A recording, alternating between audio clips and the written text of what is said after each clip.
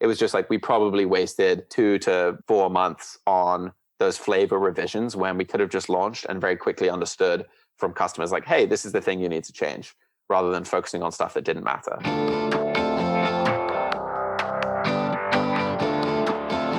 Hey, my name is Felix Tia, and I'm the host of Shopify Masters, a weekly podcast powered by Shopify, the easiest way to sell online, in person, anywhere in between. Each week, we invite entrepreneurs like you to share what they've learned growing successful e-commerce businesses. In this episode, you'll learn why being a perfectionist is a big mistake, especially during the product development phase. What is multivariate analysis and why is it essential for targeting customers? And the changes you need to make when transitioning from website only to an omni-channel business. Before we get into our show, I want to share a strategy some businesses are using to help manage cash flow during COVID-19. They're selling gift cards. Gift cards give customers a way to support you right now. We've seen some creative ways to market them, like selling gift cards at a discount, giving special offers for customers who redeem them in the future, and adding free gift cards to high-value carts as a bonus.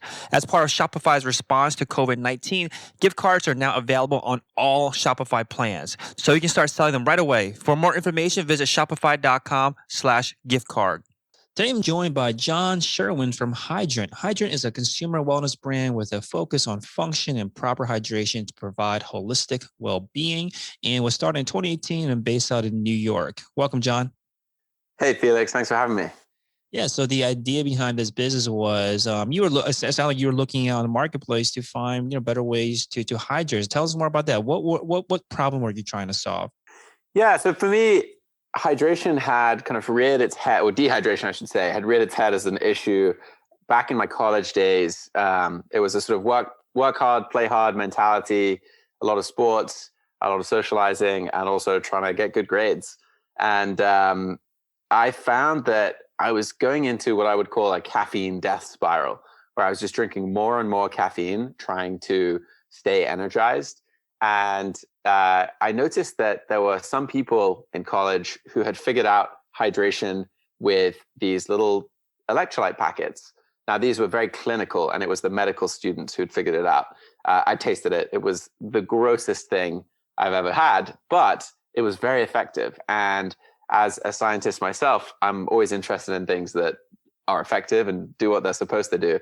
So at the time, I didn't really think about starting a business. I graduated, moved to the Bay Area, and started working at a tech startup there, but had much the same issue.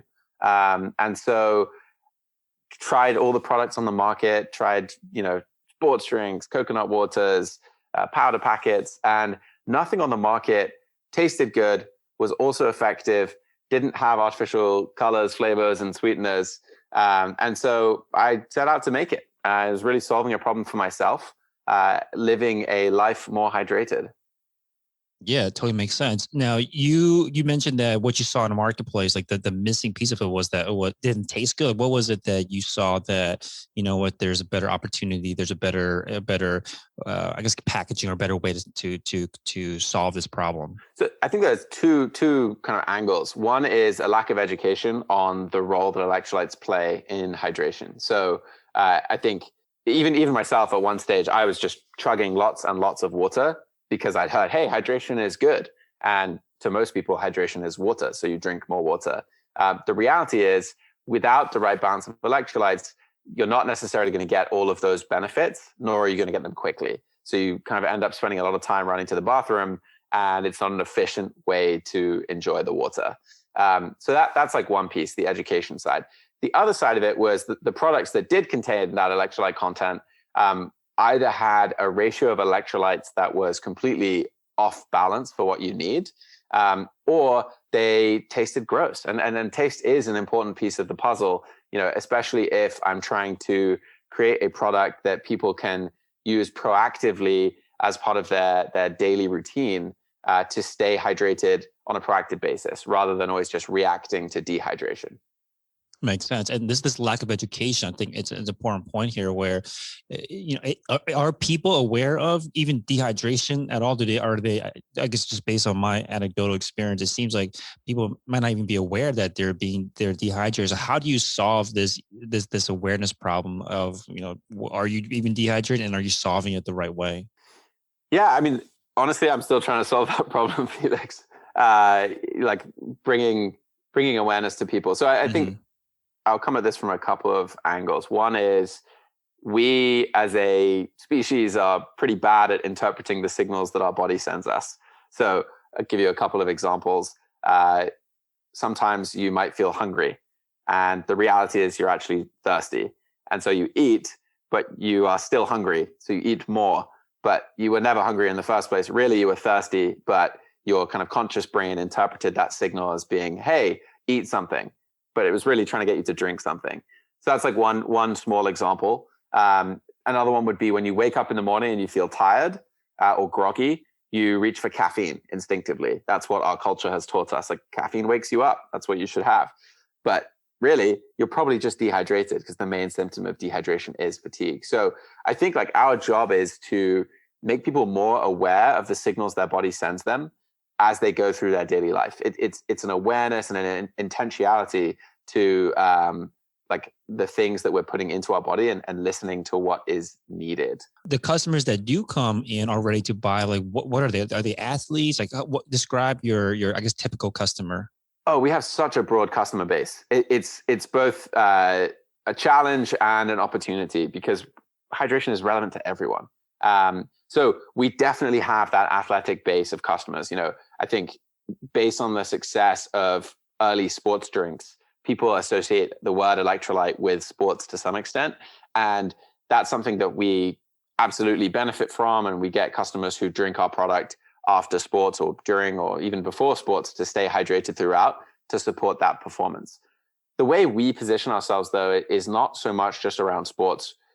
We also talk about this, and I mentioned it earlier, this idea of proactive hydration. So it's staying ahead of dehydration so that you're performing mentally and physically at your best throughout the day and honestly just feeling good. Hydration benefits so many different parts of your day. So what we found kind of from a demographic standpoint is it really does span all the way from kids through to older adults. And what you will find is the use case just changes a little bit based on the demographic. So we have some people who are using it for sports, but I think it's more than 60% of our customers drink Hydrant first thing in the morning. And that was very much a big push from us early on, was getting people to understand that morning moment I already described, where you wake up, you might think you need caffeine, but really you just need to get hydrated fast to like start feeling good early in the morning. So more than half of our customers are drinking it first thing in the morning. That's awesome. That's a very interesting insight. Now you have multiple products at this point. We mentioned the energy component, the hydration. We have immunity and sleep. These different kind of product lines. Which one did you start with first? We went straight to hydration. Hydration was really the beginning, and from there, honestly, we're very consumer led. So our customers started asking us, "Hey, should I be drinking this Hydrant before my morning coffee or after my morning coffee?" And this question just kept coming. So eventually we were like, maybe we should just make a product that replaces that coffee so that we don't have to field this question. So we made the energy SKU, which, you know, hits all of the major points of our product philosophy. So it hydrates you, but also we looked at the kind of problems with the different forms of caffeine that we take and improved it. So we added caffeine about the same amount as a cup of coffee, but we also added 200 milligrams of L-theanine, which is an amino acid also found in green tea that has a kind of smoothing effect on the caffeine. So calms the jitters, reduces the crash you feel, and gives you this like really intense focus. And we looked at the ratio you would find in green tea and matcha, even in black tea, and we basically flipped it. So you're getting more of this calming L-theanine than the caffeine, where typically those caffeinated teas, you're getting more of the caffeine, less of the L-theanine. So we take the good things and like magnify them. So it is a really unique caffeine experience. That was the second one. Third one was our immunity product. We kind of wanted a way for people to take their daily immunity vitamins in a more delicious way. And so it's very much a taste-driven experience, but as with all of our products, very research-driven functionals. So we have vitamin A, B6, B12, C, D, and magnesium and zinc. and like we cut out all the others. If you look at, a legacy vitamin drink, what you'll see is there's a lot of just a really long ingredients list. And part of our product philosophy is simplicity. So we pull out the stuff that isn't, pulling its weight, and only use those ingredients that are pulling their weight and really delivering a result for you. And the most recent launch we had was our sleep product. So again, this one came from people who told us, hey, we're drinking Hydrant before bed, which was never something we marketed the product for. And they were sort of asking us, could we market it for that? You should tell other people it's working so well for me. I'm sleeping more soundly. I'm getting up less during the night. And rather than just add one more use case to our existing hydration SKU, we thought, well, hey, let's go to first principles here and think, how can we make a perfect sleep product? And that's what we did. So that was our most recent, and that brings us to our 4. Amazing. So let's talk about the product development process then. When you, especially with the first one, when you mentioned you were trying to solve this problem for yourself, walk us through that very first attempt at developing this product. Yeah, for sure. So I studied biology at Oxford in the UK, and I like to think of that as being a course of academic cynicism. So one of the skills we were given or taught is to read through academic literature and question everything. So you'd look at, results and conclusions, and you'd look at the data and the methods that were used in collecting the data and really understand what from this study can I rely on and what from this study is perhaps like a little bit weak. And so when it comes to our product development process, we really leverage that experience of mine and now, a group of scientists who help us of going through the existing data on any given ingredient and any given functional benefit that we're looking at. So for that first one, with the case of hydration, back then it really was just me. So I was doing this research hands-on myself.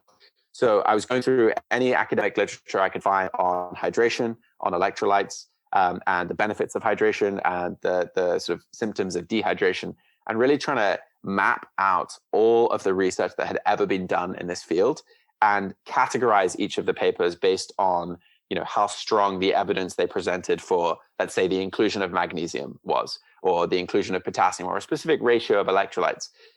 Once I'd done that, I built a functional spec for the product. And what that means is just saying, hey, like this product needs to have this much sodium, this much potassium, this much magnesium, this much zinc. It needs to have this many grams of sugar. And then it gets into like the taste experience. And that's where it moves from being a sort of functional spec to being a food scientist's work. And I'm not a food scientist. So that was where I started working with, third parties to help me make this functional piece taste good. And so we had, calorie targets, sugar targets, and taste profiles that we wanted to emulate.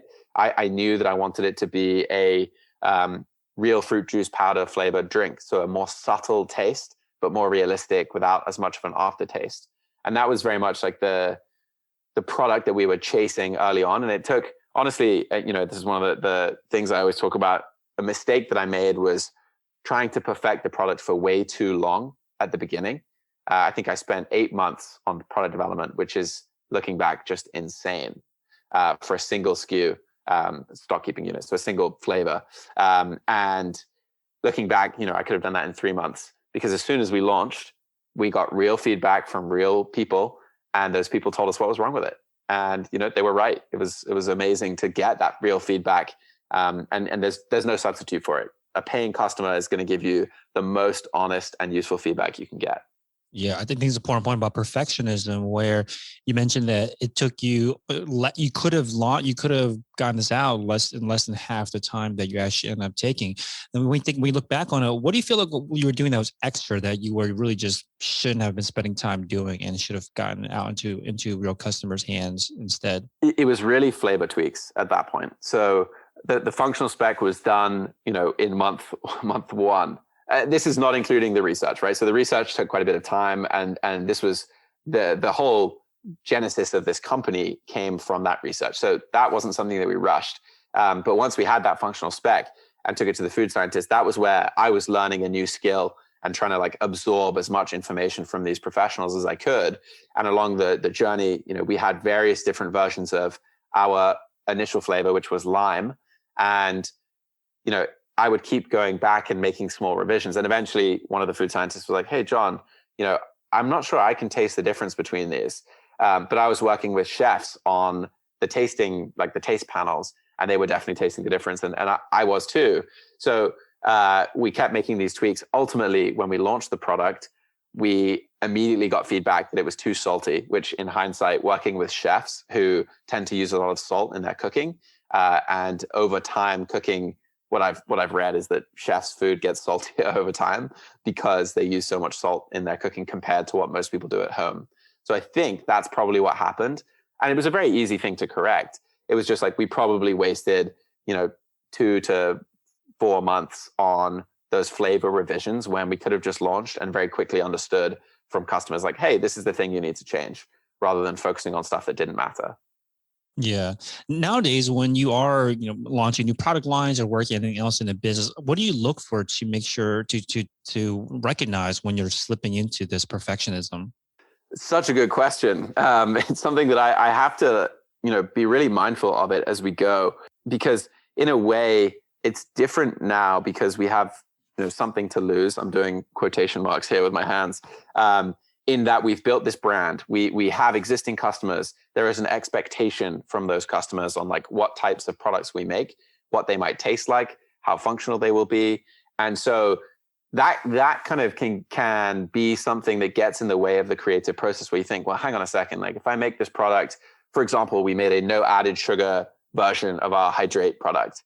So it has no added sugar. We use monk fruit as the sweetener, and any of the non-nutritive sweeteners, so monk fruit, stevia, sucralose, there are various others. They tend to have a sort of aftertaste to them, a slight aftertaste. Some people are more sensitive to it than others. We agonized over this decision for a really long time. Like, should we launch it? Shouldn't we launch it? The sugar plays like a functional role in the hydration, but there are people who are telling us, hey, we love what your company's about, but we won't drink your product because there's sugar in it. And so we made this no added sugar, and I thought there was going to be a rebellion from our existing customers because it was fundamentally different to our first products. And I think we hesitated. We probably took a few months longer than we should have because of that sort of pause. Now, is that a bad thing that we took a little bit longer and we're intentional about it? I don't know. I think there's a balance, and you really have to find it. But it's just good to be thinking about that idea of perfectionism and making sure it's not too powerful in your product development process.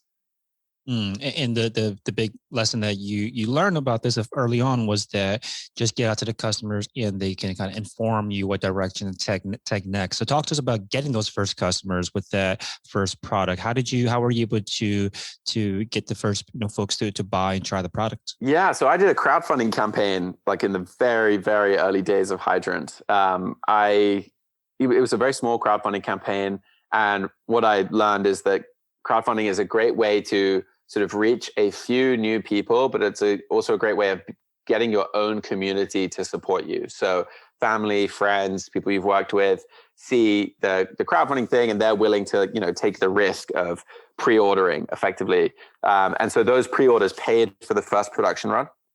I was able to make, I think it was 50,000 packets of the product, and that was really step one. A lot of learnings were had in that process in terms of marketing the product. What are the things people are interested in hearing about, and which are the use cases that we should really be focused on? So that was step one. From there, we launched our Shopify site after that. And it was a pretty kind of steady early phase of collecting as much feedback and learnings, both on our marketing and on the product itself. So we then went into this process of digital paid marketing. So acquiring customers on Facebook, Instagram, Google, and testing out different value propositions on different demographics of customers. That way we could understand, okay, this value proposition. So for example, it might be drink this after sport.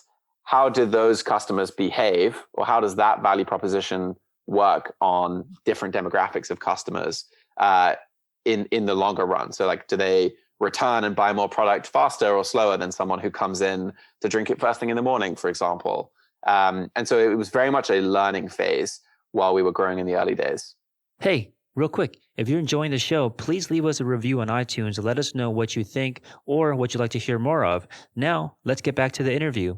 Makes sense. Now, you mentioned testing out different value propositions on different customers. I think this is a very important point about how to make your marketing dollars kind of go further. Talk to us about how you tested this. Like, what were you doing, like tactically, to test these different value props? So we did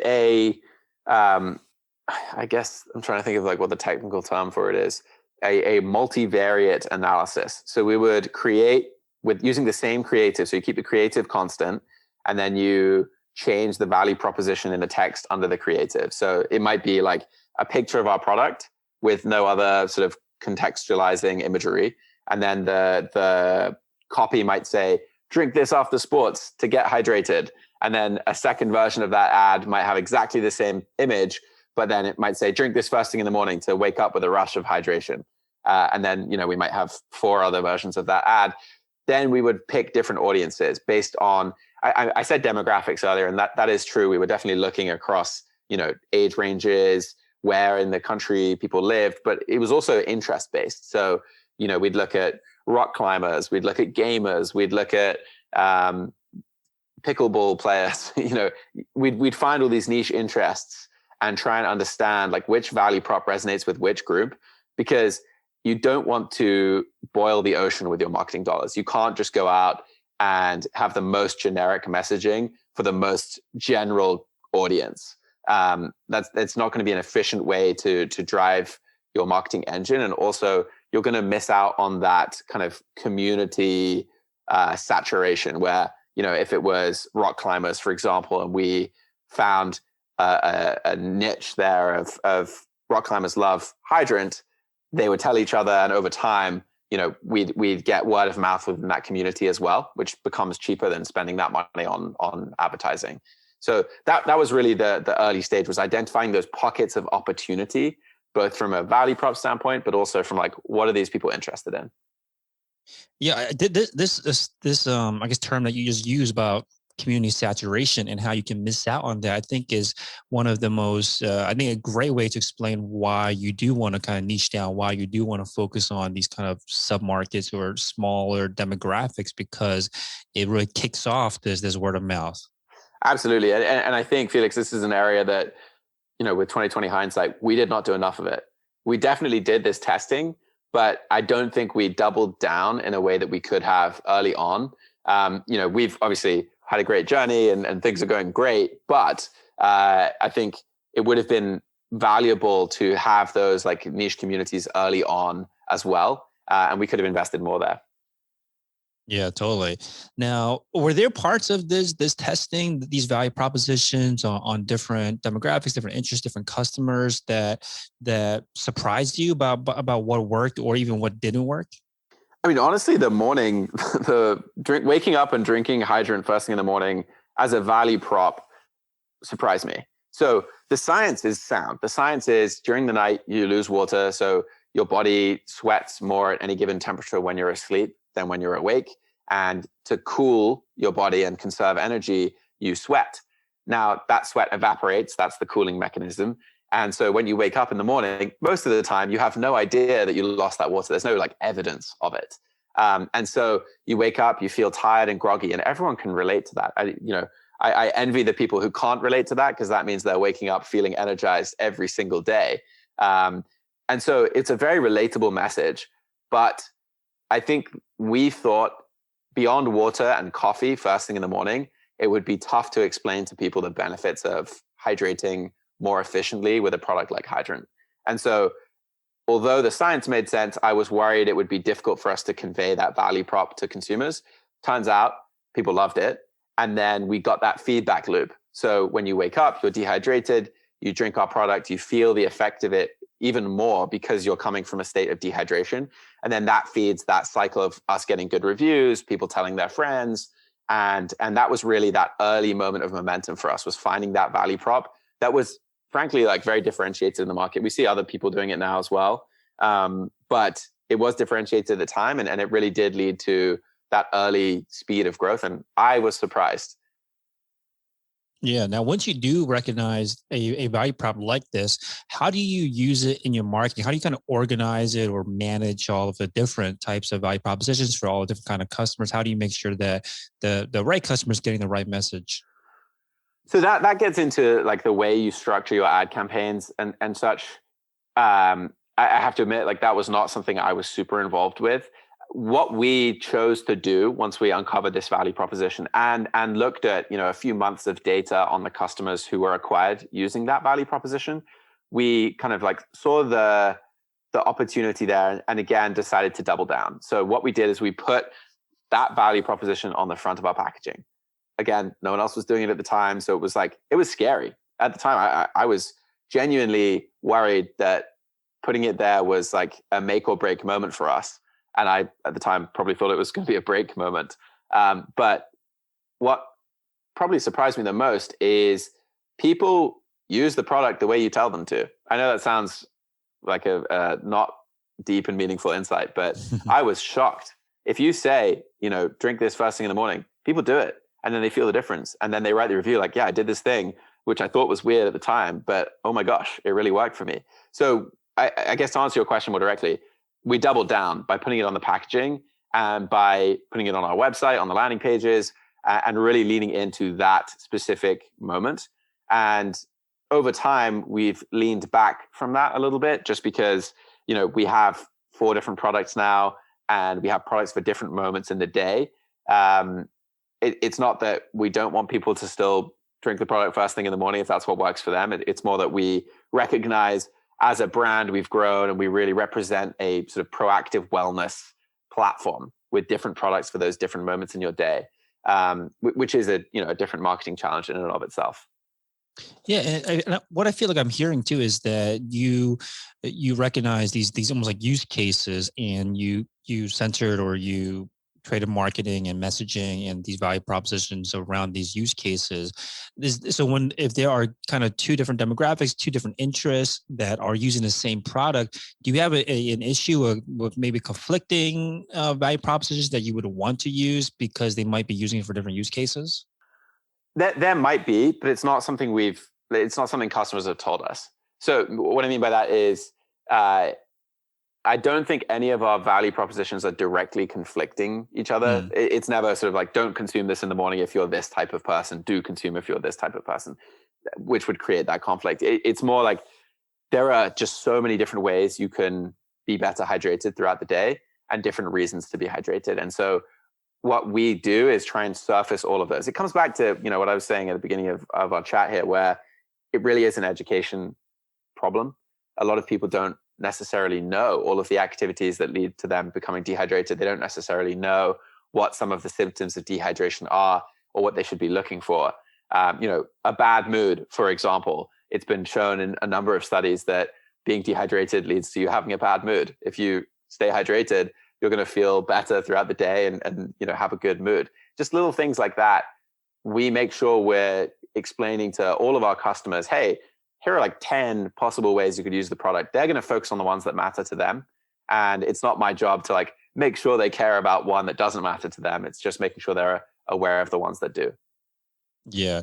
And when you were testing these value propositions out, were you just guessing as many things as possible, or were there kind of troves of ideas somewhere that you were able to uncover? So I think it comes back to our product development process, which is very rooted in academia and what is proven. So that was really the starting point was, hey, what do we know is a symptom of dehydration as a sort of sign that we can explain to people, hey, do you feel this way? It could be because you're dehydrated. And so we really leveraged the work of scientists that have come before us to explain, and I guess, what's the word I'm looking for? Not popularize, but sort of take stuff that was fairly technical language and explain it to consumers in a way that is fun and engaging, and explains how this product can be useful to them. Totally. Now, when you were kind of going customer led with a lot of the product development process and understand what product lines to unlock next or focus on next, where were we getting this information? Was it just like reviews, or how are you finding the feedback from your customers? Yeah, so a number of different places, and I think like my advice to anyone starting out would be to open as many lines of communication as you can. People want to communicate with you however they want to, and it is unique to individuals. So reviews is probably the main place. Having a really easy review system so people can kind of write their feedback for you is one, and we pipe those reviews into our Slack, our company Slack channel, so that I'm in there every day reading reviews constantly, even now, because it informs better product development. People will share, some people, not all, but some people will share like very detailed information around how they're using the product, where it's like failing them and where it's working for them, which is a gold mine for me from a product development standpoint to just do a better job. So that would be one. The other one is comments on ads, and I think that's an overlooked one. We are, as a company, we are in the comment section of our ads. We're engaging with people. People will have questions about function. They'll have questions about ingredients. They don't necessarily want to click through on the ad. We're there engaging with them, saying, hey, here's the information you were looking for. And in that process, some people will comment, I don't want this because, in my diet, for example, I can't even consume 3 grams of sugar. So like this product won't work for me. And it was that kind of thing that led to us developing the no added sugar product. Because we didn't have a no added sugar product, we weren't getting that feedback in reviews, but it was coming to us through that Facebook ad comment section where those people were never becoming customers. So we had to be there. Otherwise, we would never have got that feedback. And then I guess the other place is having a really switched on customer experience team. And so that's an area we invested in early on because our business is driven largely by subscription. And when you have a subscription, you want to make sure that you're feeling well taken care of and you trust the people you're giving your hard-earned dollars to. And so we invested heavily in CX, and any feedback that comes in through there gets kind of put into our same Slack channel so that we're taking it into account as we develop new products. Yeah, I like looking at the comments and the ads. I think what you are revealing here is that it's just as important to recognize why people are not buying your product as much as why they are buying it, right? You expand a new product lines for new products for you, and maybe there's misconceptions about your product that you can clarify in your marketing or messaging. Now, one big switch for you also was changing from direct to consumer selling through your website only to omni-channel. Tell us about that. When did this happen and what was that shift like? Yeah, so we were initially a 100% direct to consumer on Shopify. We had a subscription component very early on, and that was like phase 1. We then added an Amazon channel, which was sort of phase 2. So we were able to capture some of that natural search that was happening on Amazon, as well as doing the work of bringing customers to our Shopify page. I think the way we looked at it was the playbook that worked for early direct-to-consumer success stories was not going to be possible for newer consumer brands. And that playbook was this sort of Facebook ad spend arbitrage, where you could acquire customers so cheaply using that Facebook digital ad spend. We very early on were just under the impression like this isn't going to be how we grow this company quickly and how we grow it big. What is going to be big is retail. Now, retail and brick and mortar is just a whole beast of its own. It's like a different company almost, the way that it operates. But what you get is just this like massive opportunity to get in front of customers. So we first did a very small version of that. We opened Whole Foods in the Northeast. I think it was 47 stores. And we made so many mistakes in terms of like what type of packaging we used and how we talked about the product on packaging, because we were a direct consumer brand. We hadn't thought about the 3 seconds you have of someone's attention when they're looking at a shelf next to like 4 competitor products. And so that was a humbling experience for us to get better. And we've since gone on to really roll out more. We're in Walmart nationwide. We're in HEB. We're in CVS.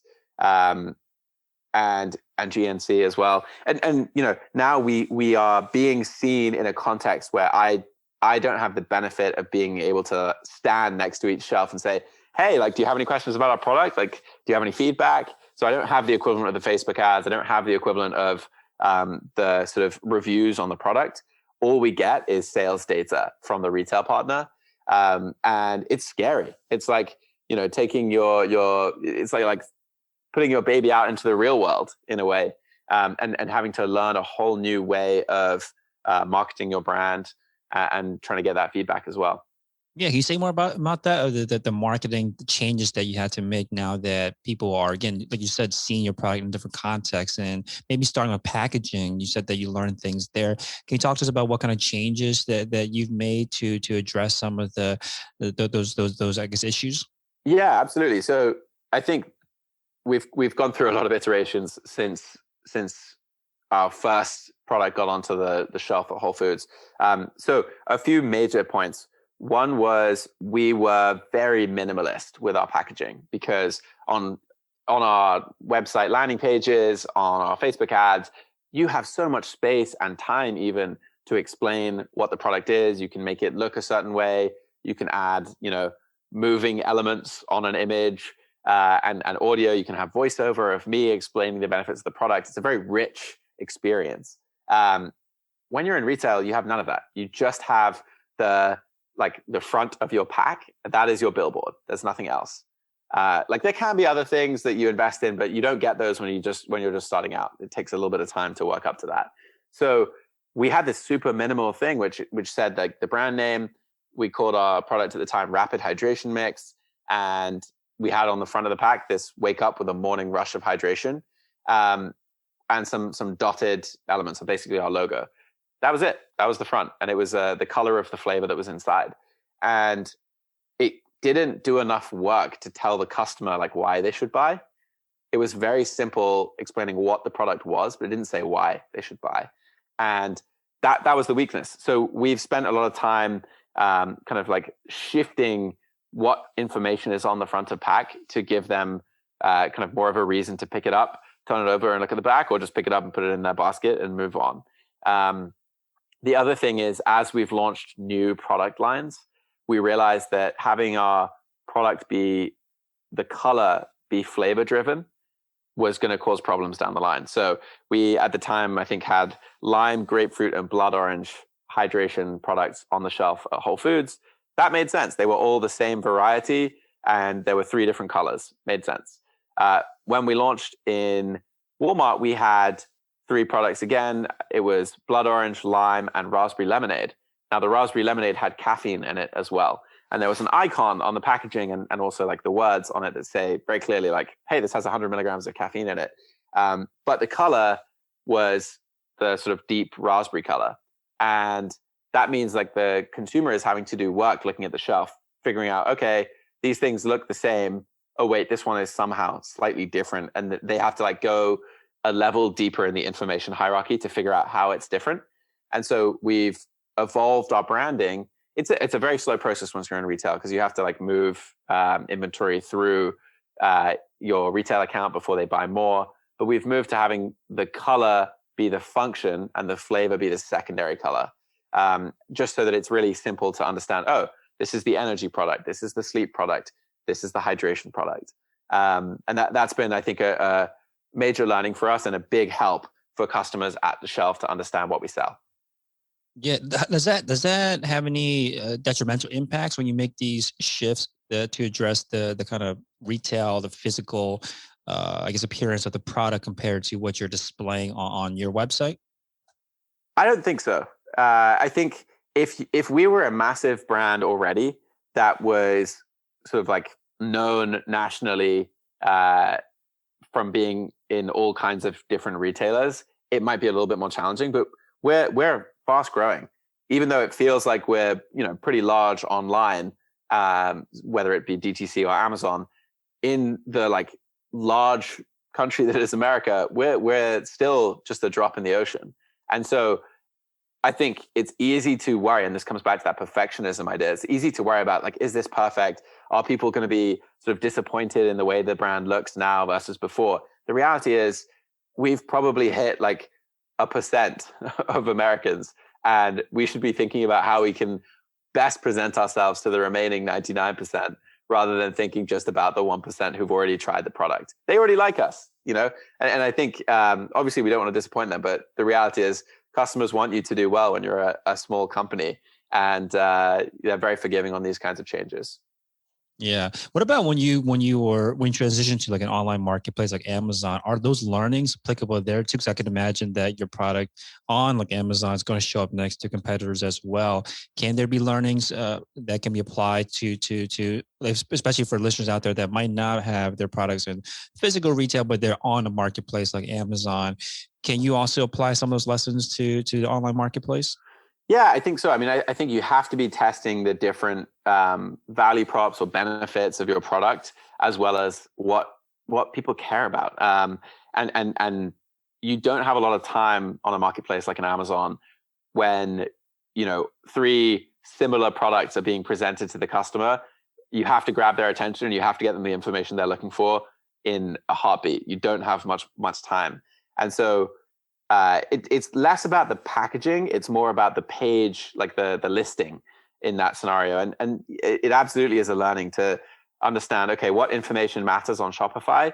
How is that information different in an Amazon setting? How is that information different in a retail setting? In retail, packaging is everything.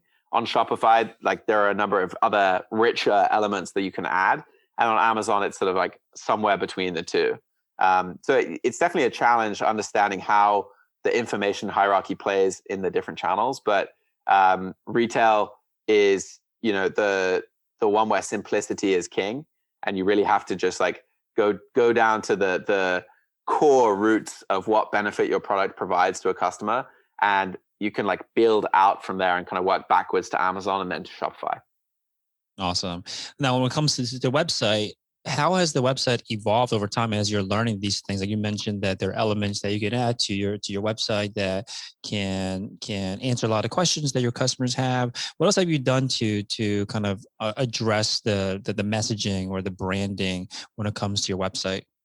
So we do a lot of A/B testing, and that usually happens on a landing page, which is slightly separate to our website. But that helps us hone in on the messaging we're using. That's a little bit more on the value prop side than the brand side. So I guess to get more into the branding piece, we have evolved it over time as our kind of understanding of what matters to consumers has changed, as well as our company has changed. So our version one of the company was we were a hydration business. We made one product. We just made hydration. Then we added the energy line, and we were still kind of a hydration business and figuring out what the next step was.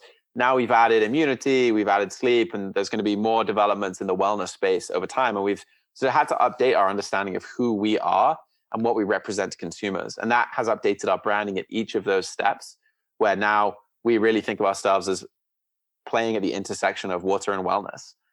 Because hydration is such a core pillar of someone's wellness.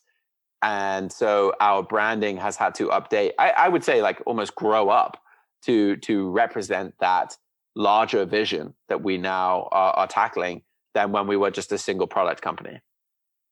Yeah, one thing I noticed too about on the website that I'm starting to see more and more of the more successful stores using is the idea of a quiz. Tell us more about that. Like, what was the idea, the genesis, or maybe about why to have a quiz on your website?